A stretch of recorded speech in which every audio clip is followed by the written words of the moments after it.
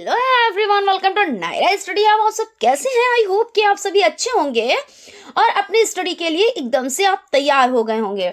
क्योंकि फ्रेंड्स देखिए, उस अकॉर्डिंग तो आपके पास टाइम है, लेकिन जिस तरह से आपको तैयारी करनी है और आपकी 8 सब्जेक्ट हैं और सभी चीज़ों को बहुत ही अच्छे ढंग से तैयार करना है, तो इस हिसाब से तो आपको अब तैयारी में लग जाना चाहिए, है ना। तो इसलिए अगर अभी तक आप लोगों ने चैनल को सब्सक्राइब नहीं किया है तो प्लीज सब्सक्राइब कर लें और बेल आइकन को भी जरूर प्रेस कर लें, जिससे कोई भी नोटिफिकेशन हो वो आप तक पहुंच सके।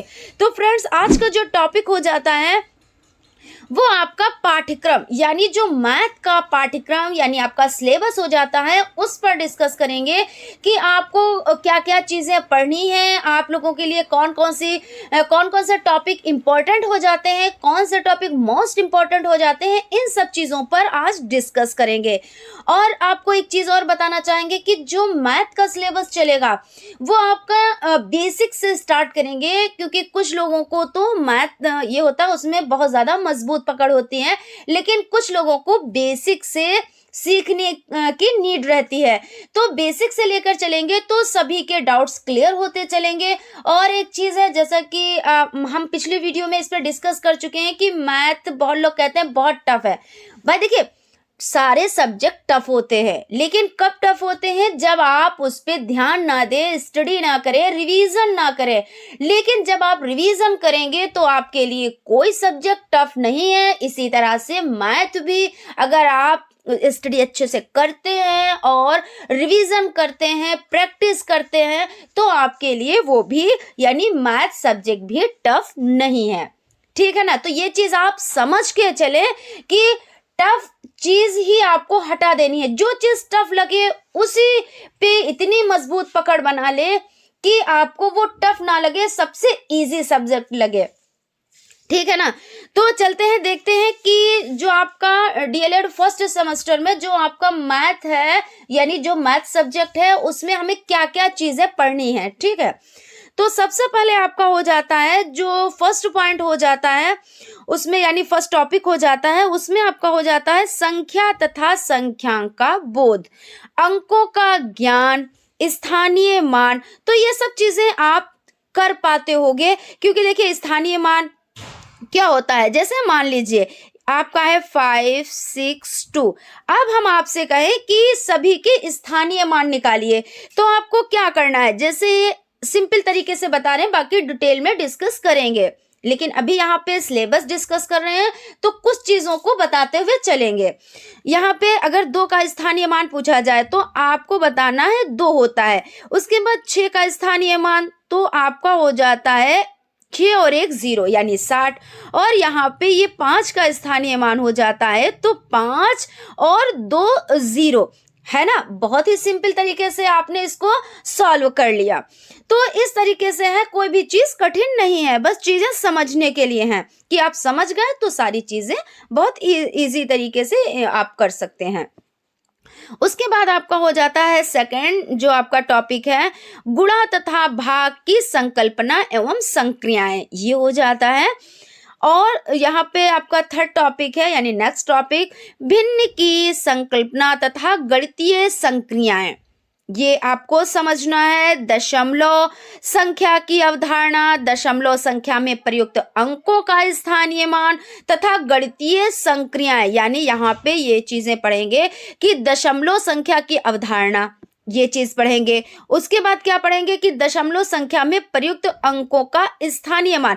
जैसे अभी हमने आपको बताया कि आपका मान लीजिए कोई भी अंक है तो आप इसका स्थानीय मान निकालेंगे, लेकिन जब यहाँ पे दशमलव, यहाँ पे ये दशमलव है, दशमलव लगाओ, उसके बाद आपका 2, 5, 6, अब आपको ये निकालना है कि 5 का आपका स्थानीय मान क्या है। तो कुछ थोड़ा सा चेंज होता है, लेकिन चीजें समझने वाली हैं, ये सब चीजें आप समझ के करेंगे।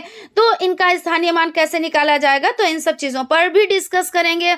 उसके बाद आपका हो जाता है अपवर्तक यानी विभाजक, अपवर्त यानी गुणज। अपवर्तक किसे कहते हैं? तो जो संख्या है, क्या होता है, किसी संख्या को जिन जिन संख्याओं से काटा जा सकता है। जैसे 1 क्या होती है, तो एक संख्या जो होती है वो सभी को काट देती है, उससे सभी कट जाते हैं।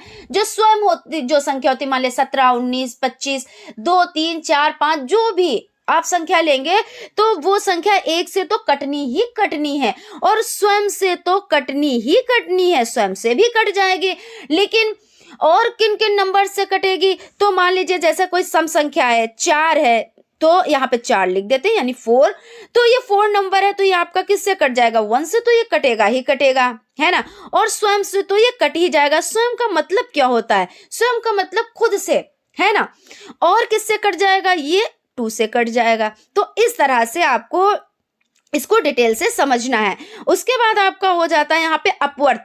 अपवर्त मतलब गुणज हो जाता है। जैसे हम आपसे कहें कि 5 के 5 अपवर्त बताएं, तो 5 के 5 अपवर्त कैसे बताएंगे, तो 5 एकम 5, 5 दूना 10, 5 तिया 15, यानी आप इस तरह से बताते चलेंगे। जितने भी गुणज पूछ लिए जाएं आप इस तरह से कर सकते हैं। हमने यहाँ पे 5 का है तो आपको 5 इस तरह से लिखने हैं। नेक्स्ट टॉपिक देखते हैं क्या पढ़ना है।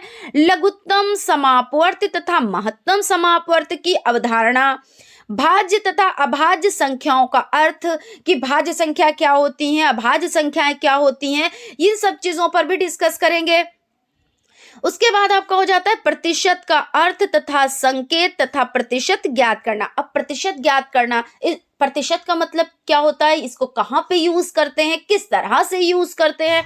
जैसे आपके मार्क्स है तो आप क्या कहते हो, हमारे 94% आए हैं, 98% आए हैं, तो कैसे आए हैं, आपने कुछ प्रक्रिया करी है, उसी के अकॉर्डिंग तो आपको पता चला है कि इतना परसेंटेज हमारा बना। तो वही उन्हीं सब चीजों पर डिस्कस करेंगे, वही सब चीजें सीखेंगे कि परसेंटेज कैसे निकाला जाता है, इसकी प्रक्रिया क्या है ना, ये सब चीजें। अवर्गीकृत आंकड़े तथा पिक्टोग्राफ, बार ग्राफ तथा पाई ग्राफ द्वारा निरूपण।